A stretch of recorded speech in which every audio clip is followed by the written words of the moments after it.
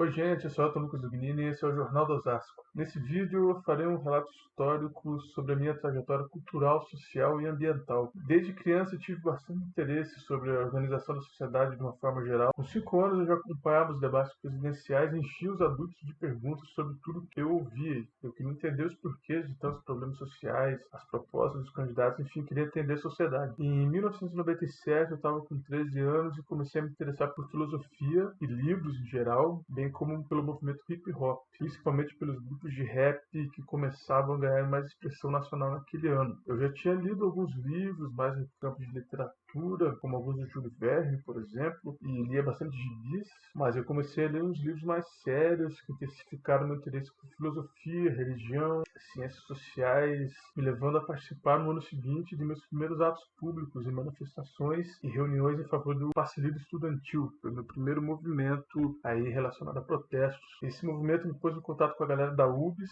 a União Brasileira de Estudantes Secundaristas, da UNE, União Nacional dos Estudantes do Paraná, o que fomentou a vontade de atuar mais ativamente no movimento estudantil. Então, no ano seguinte, 1999, a oportunidade apareceu. Eu já falei um pouco sobre a história da nossa chapa o Grêmio Estudantil do Colégio Júlio Cavassini, a Sociedade dos Poetas Mortos, no vídeo sobre a história da Anjo. O link está na descrição desse vídeo aqui. E a gente tem a ideia de fazer um vídeo mais aprofundado sobre isso mais para frente, se vocês tiverem interesse. Mas dando uma pincelada geral aqui, foi um movimento em que nos candidatamos ao Grêmio Estudantil do Colégio Júlio Cavassini e a gente usou a campanha para fazer uma espécie de revolução cultural ou uma rebelião cultural no colégio. A gente espalhou pelas paredes cartazes com dizeres de filósofos, poetas, líderes religiosos, políticos, estadistas, revolucionários, enfim, levamos inspiração aos alunos, enchemos o colégio de cultura, aos alunos e aos professores e aos demais trabalhadores dali também. Até mesmo a chapa concorrente acabou por copiar a nossa iniciativa e ajudou a intensificar ainda mais esse movimento, essa culturalização do colégio, tanto pela reação deles, quanto pela nossa intensificação e aprimoramento da prática frente à concorrência, por assim dizer. Vale lembrar também que os nossos encontros diários à noite eram verdadeiros eventos culturais, onde aconteciam debates,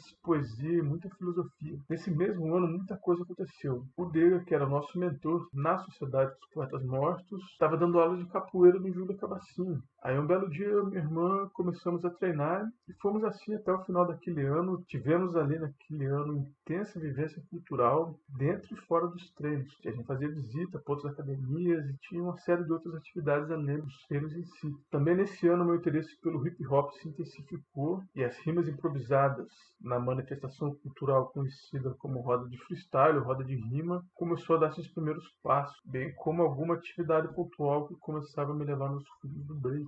Desde 97 eu já tinha o hábito de escrever rap, mas havia cantado mesmo bem pouco. A partir de 99 eu passei a ter essas vivências com freestyle, de cantar rap mesmo. No final do ano de 2000 eu voltei para capoeira, a gente ainda treinou um tempo no Júlio Cavassini, depois fomos para a casa do estudante universitário da UFPR e depois para o prédio da DCE, dessa universidade, onde o Dega deu aula por vários anos. Em 2001 participei de várias vivências nessa arte, em especial vale destacar nossa participação nos Jogos Sul-Brasileiros de Capoeira. Participamos de cursos, visitas a outras academias, rodas, etc. Também em 2001, eu e alguns camaradas, em especial o Thiago Bicudo e o César Palmeirense, a gente fundou o coletivo DMR Hip Hop. DMR significa Defensores do Movimento de Rua.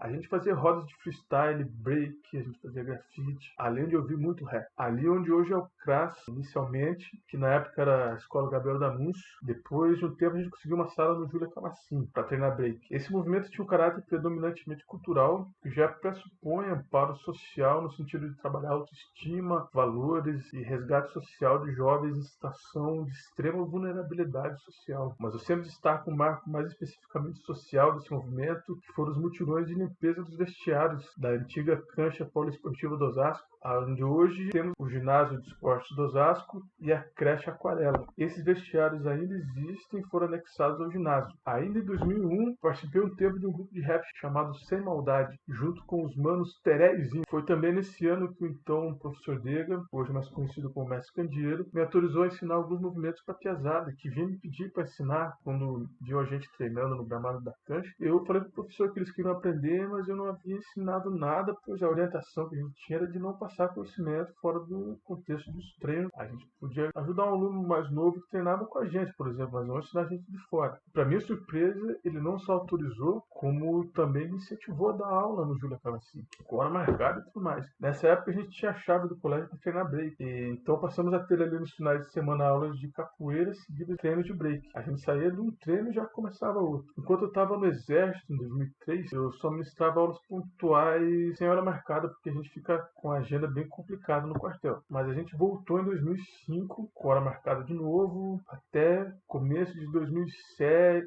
ali entre o final de 2006 e começo de 2007. Ano que participamos também do segundo encontro estadual de educadores negros, Faxinal do Céu, primeiro ato público oficial do Centro Cultural Maitá, do qual participei em diversos eventos. Nós voltamos com as aulas de capoeira aqui no Osasco em 2008 com o projeto BGIS, que era um projeto da Associação de Moradores do Jardim Osasco e Região Anjo, em parceria com o Centro Cultural Maitá. Então eu ministrei aulas de capoeira e atuei como educador em outras áreas também, como por exemplo no xadrez e nas artes do hip hop, até o final de 2011. Esse projeto também é citado e melhor explicado no vídeo da história da Anjo, que vai estar aqui o link na descrição. Ao longo dos anos tive outras vivências também como educador treinel na área de capoeira. Em 2004, na Ilha das Peças, um projeto que o Diego estava organizando lá. No projeto Floresta Encantada, em 2016, ele explica melhor no vídeo da Anjo também. Na Ilha do Mel, eu dei aula para criança em 2015, 2016 e no Ocupa Júlia Cavacini, também em 2016. Ali foi mais com o intuito de fazer uma intervenção cultural pontual mesmo, para somar com a galera que estava ocupando ali, para despertar interesse pela capoeira, pela cultura, somar com um conhecimento e proporcionar uma vivência cultural. Voltando um pouco lá para o ano de 2002, foi nesse ano que a gente começou a organizar a Associação de Moradores. E em 2004, finalmente, fundamos depois de ter saído do Exército. Então eu ocupei a presidência de 2020. Um dos nossos primeiros atos contra a Associação de Moradores foi a realização do primeiro encontro metropolitano de cultura de rua pela paz, que posteriormente passou a ser conhecido como Rapaz ou Rap Paz, depende de como se lê, o Rapaz com dois T's. Esse que foi o primeiro de uma série de eventos anuais no Osasco até 2012, também em parceria com o Centro Cultural Maitá e com edições em outras comunidades ao longo dos anos. Ele contava com apresentações de grupos de rap, com batalhas de rimas, com torneio de break, de streetball, com basquete de rua, contava com grafitagem, rodas de capoeira, apresentações de capoeira, jogo, maculelê e outras manifestações culturais.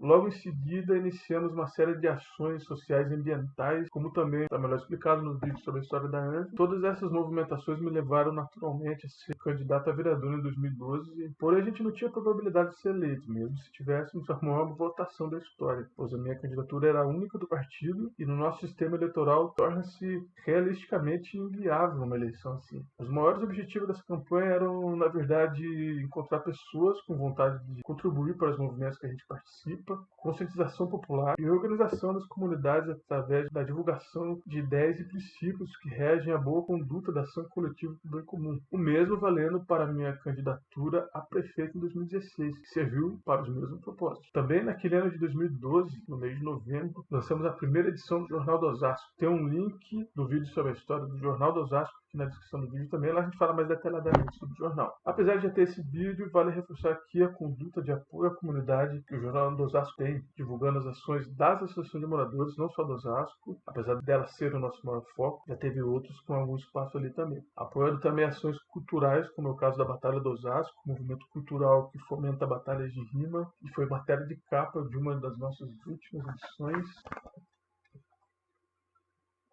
Foi uma das últimas porque veio a pandemia, a própria Batalha do Osasco parou também, e a gente teve que parar. Até tentamos continuar com o jornal, como já foi explicado naquele vídeo, mas depois de um tempo fomos obrigados a aceitar a quarentena e estamos agora próximos de finalizar a criação para a impressão da primeira edição pós-quarentena. O ano de 2013 foi para mim um dos mais intensos no quesito movimentações sociais políticas, e o mais intenso em se tratando de manifestações. Eu participei de vários movimentos naquele ano, por melhorias no transporte coletivo aqui na região, como já relatado no vídeo anterior, e também no Centrão de Curitiba. A gente deu o pontapé inicial do saudoso junho de 2013, aquele mês das mega manifestações populares que reuniu milhares milhares de pessoas saindo da Praça Rui Barbosa até o Centro Cívico, em Curitiba e no Brasil inteiro. Nós começamos lá em Atos que tinham umas 50 pessoas por várias semanas, até que de repente explodiu e aí passou a ter milhares de pessoas nos atos. E conseguimos algumas melhorias, dentre elas a histórica redução da passagem do transporte coletivo, que na região nós conquistamos a integração do terminal Roça Grande somente em 2017. Porém, naquele ano de 2013 também realizamos alguns atos por aqui. Sobre a luta e a conquista da integração, falamos um pouco mais no vídeo sobre a Anjo também. Além dessas movimentações pelo transporte coletivo, eu participei também da organização de ato em defesa dos índios Guarani Kauá, que defendia não apenas o direito à terra, mas fundamentalmente à vida e naturalmente ao modo de vida, a uma sobrevivência cultural daquele povo. Antes, durante e depois do ato, a gente estudava e debatia sobre a cultura indígena e no dia pintamos nossos rostos e vários utilizavam ornamentos típicos daquele povo. Nas redes sociais a gente acrescentava o sobrenome Guarani Kauá ao nosso nome. Eu participei também da organização de atos pela descriminalização da juventude periférica, pela liberdade, em especial de expressão, de manifestação e de associação por direitos humanos, frente a casos de abuso de autoridade, entre outros atos. Também em 2013 dei continuidade ao trabalho de capoeira para crianças e jovens, principalmente iniciado pelo professor Jaguatirica no ginásio de esporte do Osasco, aos domingos de manhã. Quando ele parou de vir, eu continuei dando aulas no lugar dele por mais alguns meses. Depois desse período de grande efervescência manifestatória nacional, os movimentos esfriaram um pouco e isso coincidiu com minha empreitada profissional mais intensa na construção civil. Apesar de trabalhar esporadicamente nessa área desde os meus 17 anos, nesse período eu acabei por me lançar de forma mais intensa